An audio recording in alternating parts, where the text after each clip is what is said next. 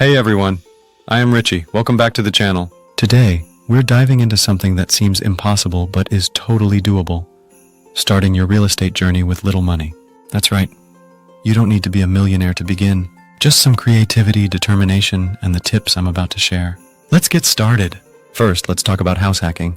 This is where you buy a small multi-unit property, like a duplex or triplex, live in one unit and rent out the others. For example, if you buy a duplex and rent out one side, the rent you collect could cover most or all of your mortgage. There are even loans like FHA loans where you only need 3.5% down. So if you find a $200,000 property, that's just $7,000 to get started.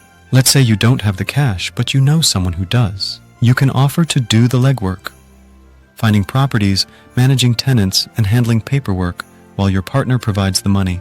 For example, your friend or family member might invest $10,000, and you agree to split the profits 50/50. It's a win-win. Have you heard of wholesaling?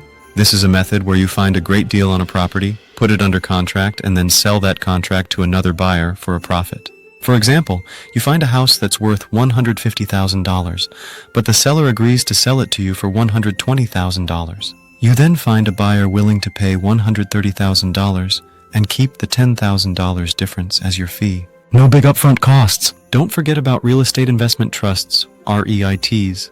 These are like buying stock in real estate. You can start with as little as $100, and you don't have to deal with tenants or properties. It's a great way to dip your toes into real estate investing without a big budget. See? You don't need a ton of cash to start investing in real estate.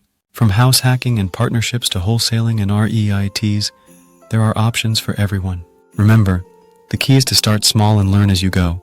If you found this helpful, hit the like button, subscribe, and let me know in the comments which method you're excited to try. Thanks for watching, and I'll see you in the next video.